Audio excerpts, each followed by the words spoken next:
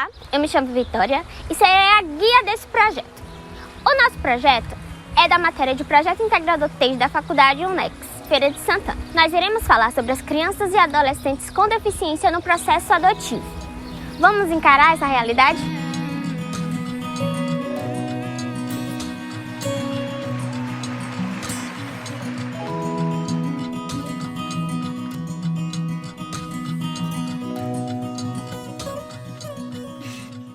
A finalidade do nosso projeto é mostrar a realidade das crianças e adolescentes com deficiência dentro do processo adotivo e também qual é a posição de alguns profissionais em relação a este assunto. Falando em profissionais, vamos mostrar agora o que é que a defensora pública da comarca de Serrinha diz acerca disso. Meu nome é Carolina Martins Valadares, eu sou defensora pública aqui na comarca de Serrinha, no estado da Bahia, e atuo na área de infância e juventude aqui nessa comarca.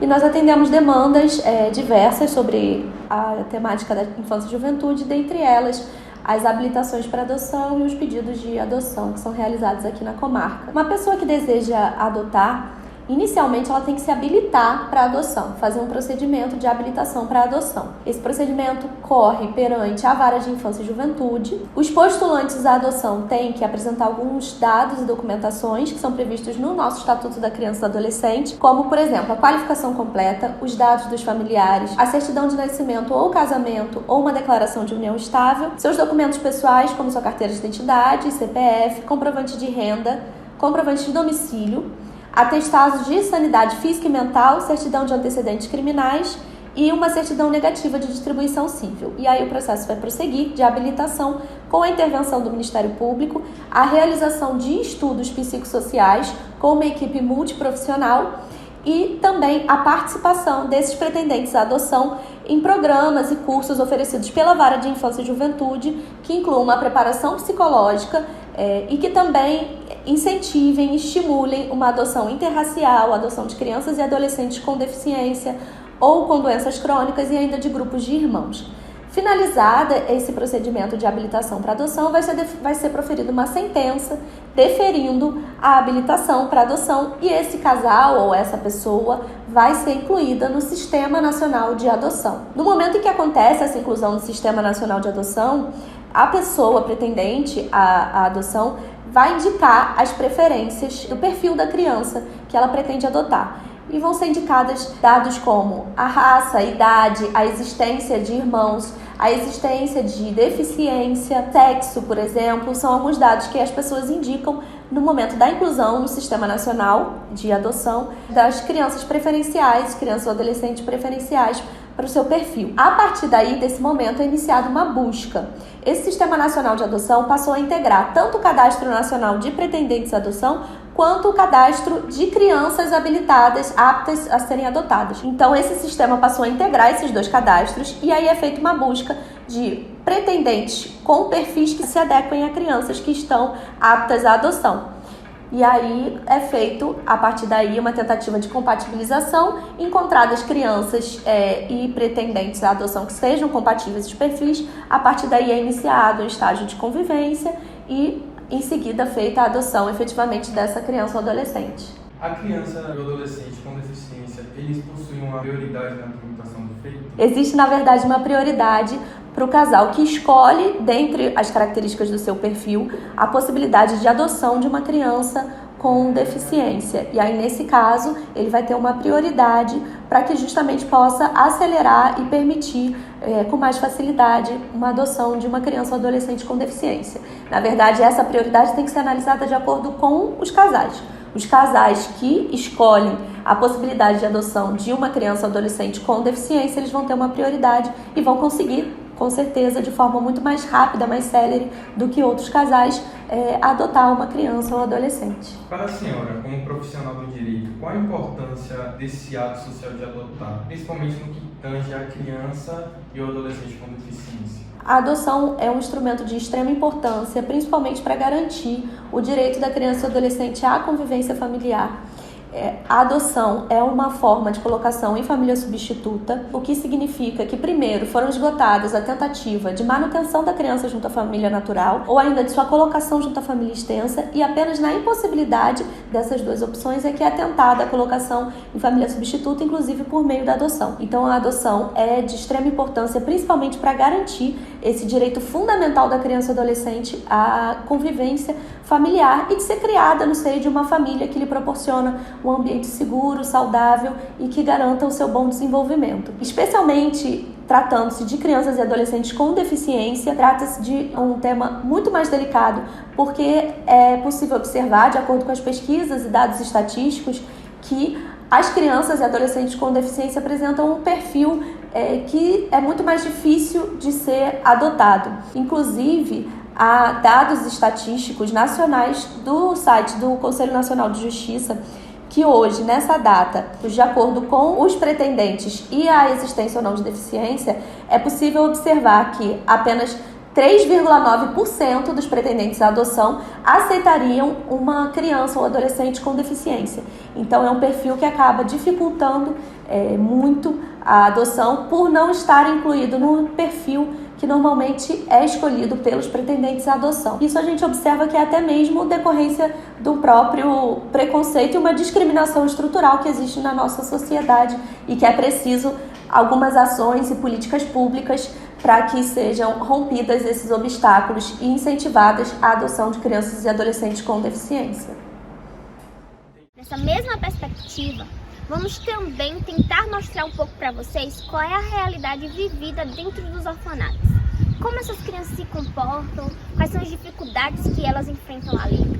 E para isso, a senhora Tamires, coordenadora da Casa Lar em Serrinha, nos ajudou com essa pesquisa. A princípio, né, nós estamos aqui com uma criança, né, tem deficiência, paralisia cerebral, mas que afetou o lado cognitivo dele também. Atualmente ele está com 7 anos de idade, a sua mobilidade é basicamente pela cadeira de rodas. Ele não anda, mas ele arrasta no chão.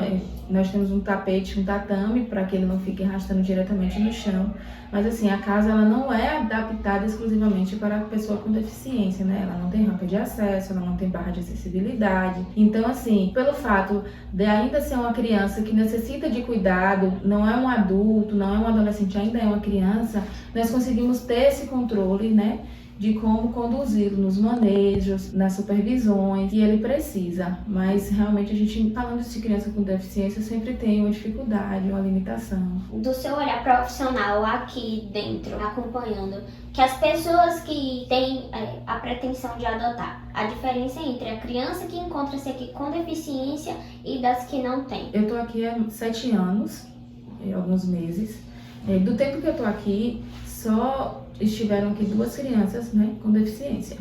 Uma é essa que ainda está acolhida e teve uma outra criança que ela foi para um familiar extenso. Essa criança que está acolhida aqui atualmente, até a presente data, não teve nenhum casal interessado em adotá-lo. Então assim, ele já estava no cadastro para adoção municipal, foi para estadual, foi para o cadastro nacional e agora ele está no cadastro internacional de adoção. Por quê? Porque não surge casais pretendentes, nem casais, nem pessoas para adoção solo, nem mãe solo, nem pai solo. Então, ele já está no maior nível, né, que se pode colocar uma criança para adoção, que é o nível internacional. E até o momento não surgiram pretendentes. Como eu também sou perita pelo Tribunal de Justiça, né, eu faço cadastros de habilitação para a adoção. E assim, eu já tenho um tempo nessa caminhada. Então assim, basicamente é feito um questionário de perguntas, né, que já é elaborado justamente para isso, para saber como é essa preparação dessas famílias que querem receber essas crianças, que querem adotar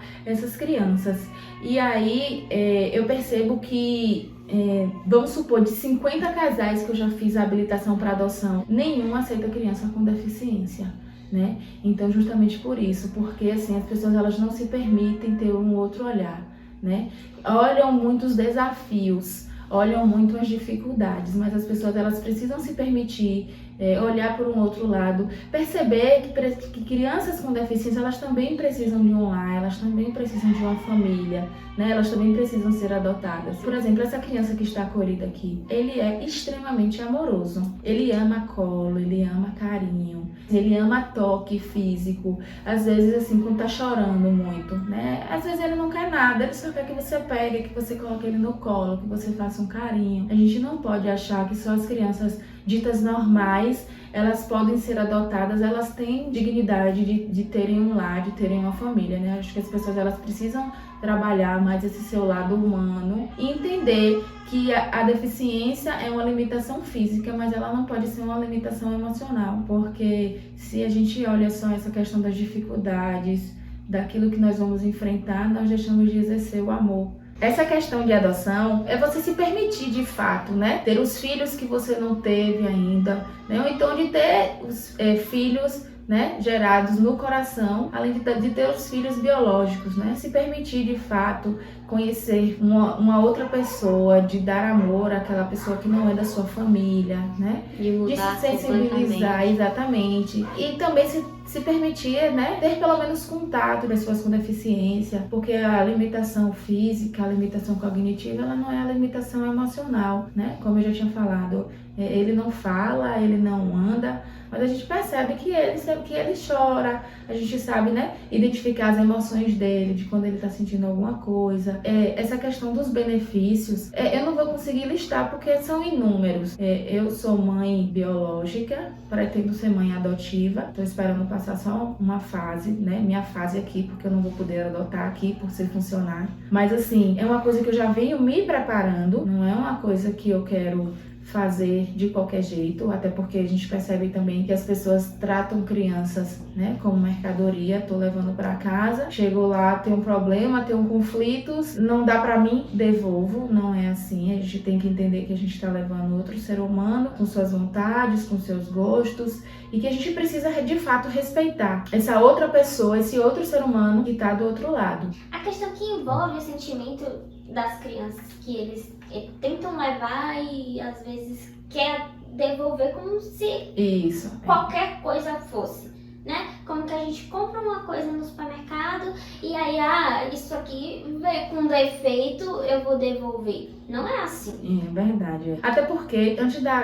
adoção ser definitivamente concluída, nós passamos por uma fase que é a fase da guarda provisória, que é justamente essa, para você identificar os comportamentos da criança, para vocês irem se alinhando como família, né? Observando quais são os comportamentos que precisam ser corrigidos. Essa questão de adoção com devolução, uma vez a guarda definitiva ela sendo efetivada, não há possibilidade de retorno. Uma das coisas que me preocupa com relação a essa questão de adoção é justamente isso, porque as pessoas, elas estão preparadas para adotar aquele bebê pequenininho, lindinho e que não vai me dar trabalho. E que quando você percebe que a criança está fugindo um pouco daquilo que você quer, acha que não dá conta, acha que não é obrigado, como muitos falam, que é a carregar a cruz dos outros, mas não é bem dessa forma. Toda criança, ela merece ser amada, ela ser cuidada, e toda criança, ela merece de fato a oportunidade, né, de viver em seio familiar, seja natural,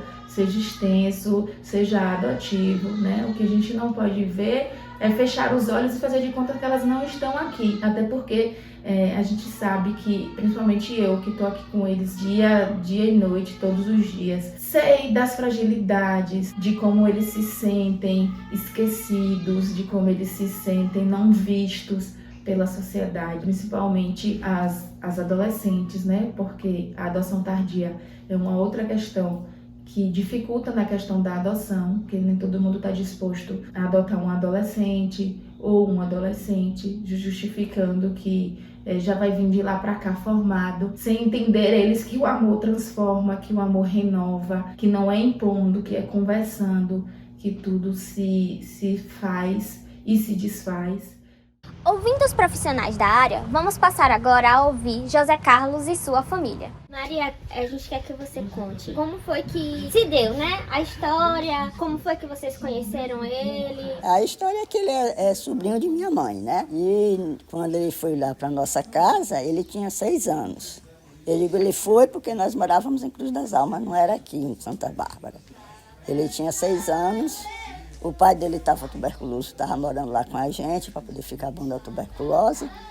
Minha mãe veio visitar eles, ela foi visitar eles lá no Pedrão, que era onde eles moravam. Lá encontrou ele doente, mas não levou lá para casa ainda, porque a gente não tinha condições de ficar, porque já estava o pai e uma irmã dele com a gente, que já estava lá cuidando. Depois, aí, quando a mãe voltou novamente para ir levar um dinheiro para eles, que eram pobres, né? Precisavam para levar o dinheiro para fazer a feira, porque meu tio estava com a gente, então o dinheiro que meu tio recebia tinha que levar para fazer a feira para eles, para os filhos comer, né? Aí meu pai e minha mãe foram levar, chegou lá, descobriram que ele estava tuberculoso também e tinha saído do hospital, que tinha caído em casa, tinha quebrado o fêmur, tinha saído do hospital e estava lá tuberculoso. Aí minha mãe e meu pai apanharam e levaram para lá, para casa da gente. Aí ficou lá os 3, o pai, ele e a irmã, morando com a gente. Mas o pai ficou bom, foi embora. A irmã continuou morando com a gente, mas deu a falta de juízo também.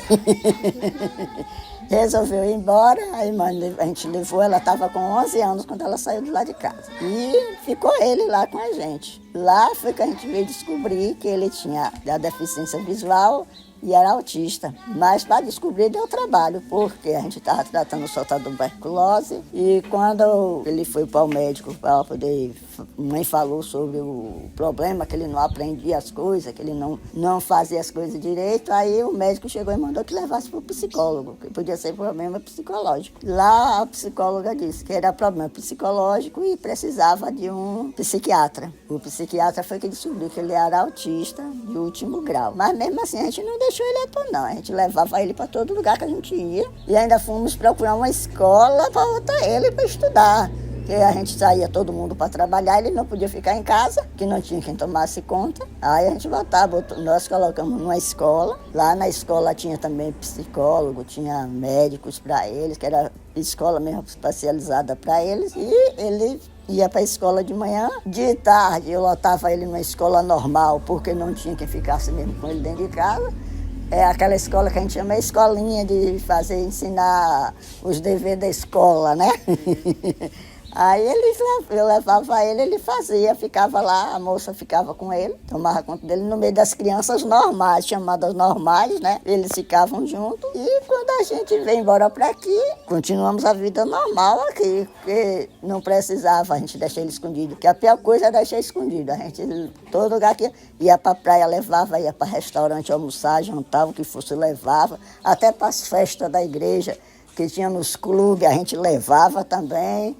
Porque tem vergonha de quê? Você é tudo gente igual a gente. Fale acerca dos preconceitos que vocês sofreram quando ele foi morar com vocês, a questão... Logo no início, quando ele chegou lá, nós não sabíamos os problemas, né? Mas como a gente frequentava a igreja, nunca deixamos de frequentar a igreja. Logo quando nós chegamos na primeira vez que levamos ele para a igreja, o pessoal achou ruim, reclamou. Mas minha irmã, que era mais coisa do que eu, chegou e disse assim, ó, é gente igual vocês, vai ficar aqui sim, ninguém vai tirar daqui não. Pode deixar aí. E vai vir para a igreja também. Não, não tem isso não, ele vai ficar aqui. E as pessoas que viram que a gente levava ele para a igreja, levava ele para os lugares quando a gente ia, que tinha criança igual a ele também, começaram a levar, começaram a tirar os filhos de dentro de casa. Aí foi que a prefeitura, o prefeito, foi ver que tinha crianças que precisavam de médico especialista, né? Apesar de que lá já tinha um psiquiatra, que era da prefeitura mesmo,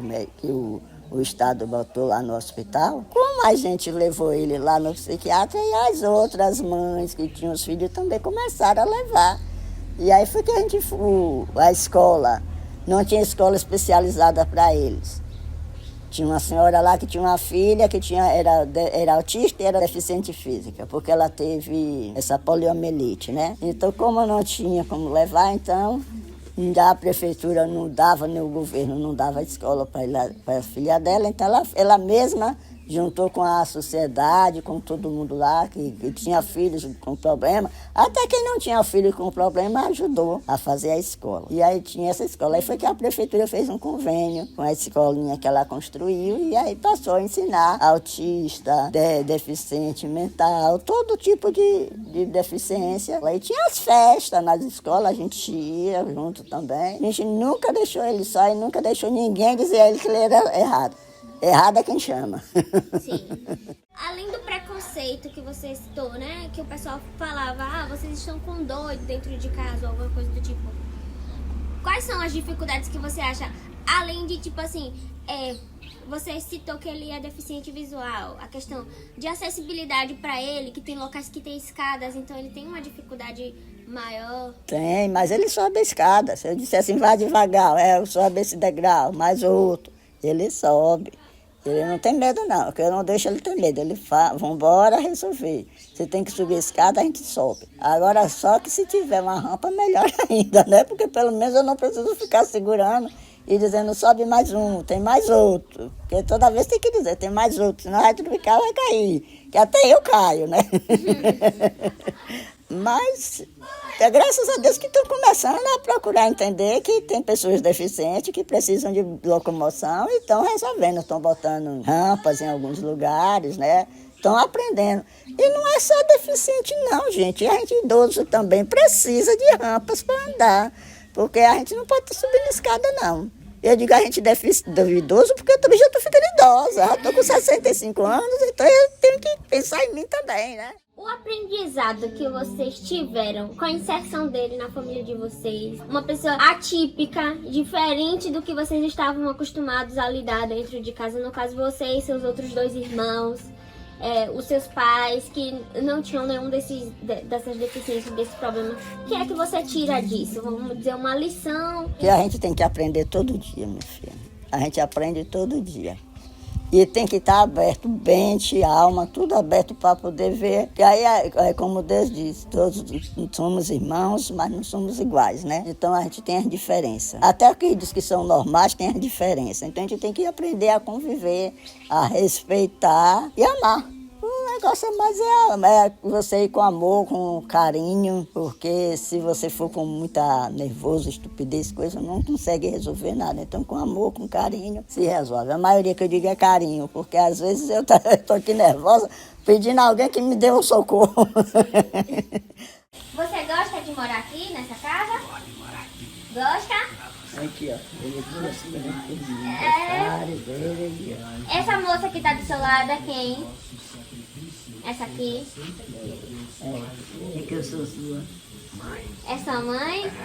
Ah. E Maria? Maria é o que é sua? Irmã. Você gosta de todo mundo?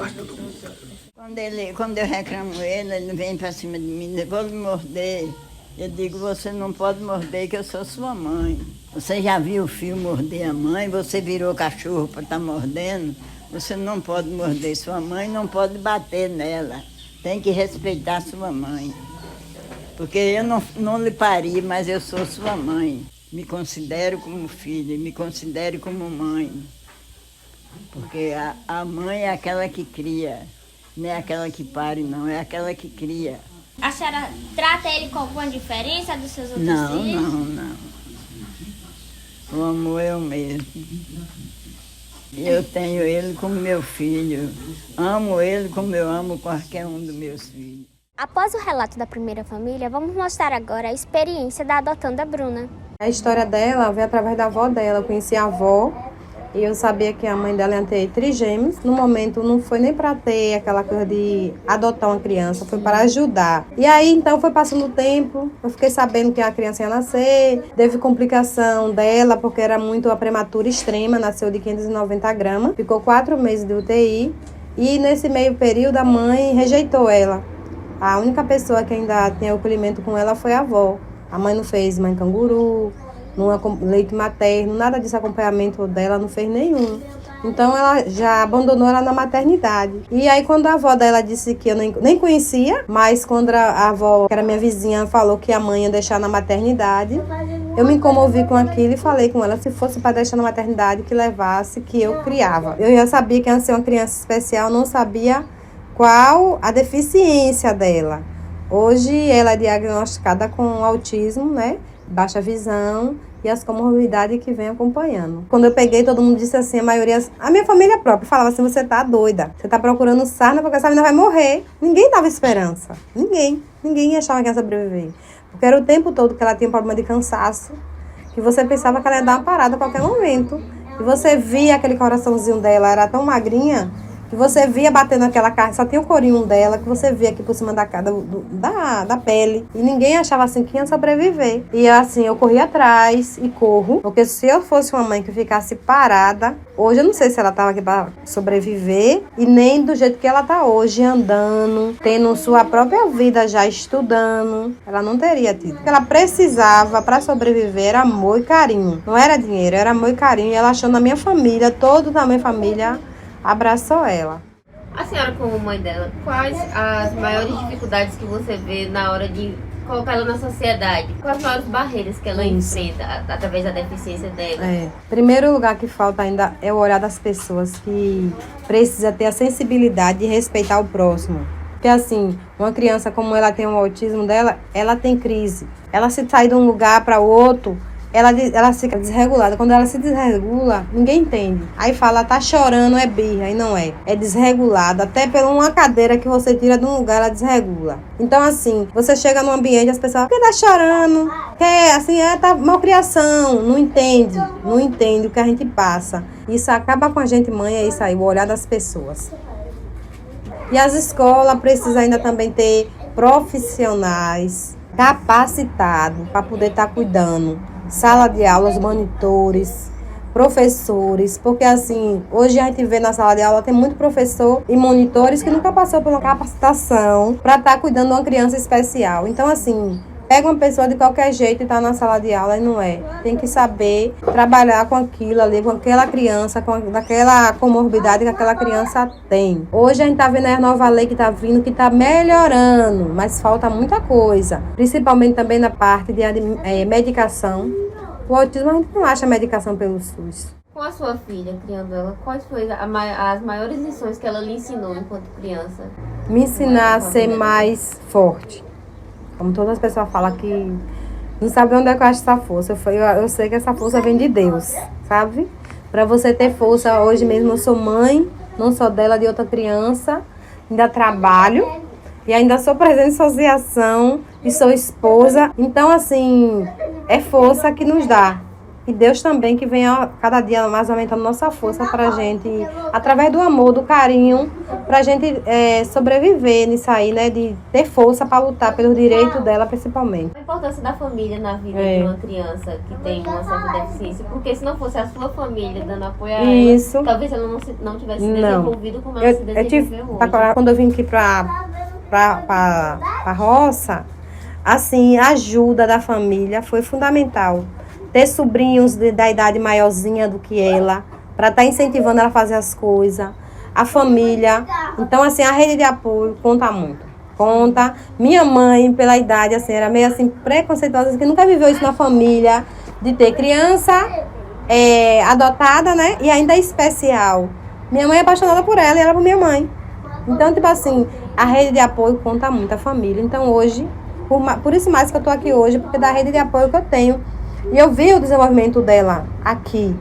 Desenvolveu muito melhor, ter espaço do que na cidade grande. E a família é fundamental. Mostrando tudo isso, podemos perceber que a adoção não tem nada a ver com raça, cor, idade ou até mesmo situação financeira. A adoção, ela é amor, é carinho, é família.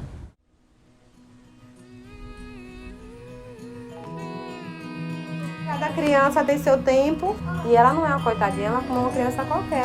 E a gente vai lutando e procurando o direito dela. Tudo que for direito dela, eu vou atrás.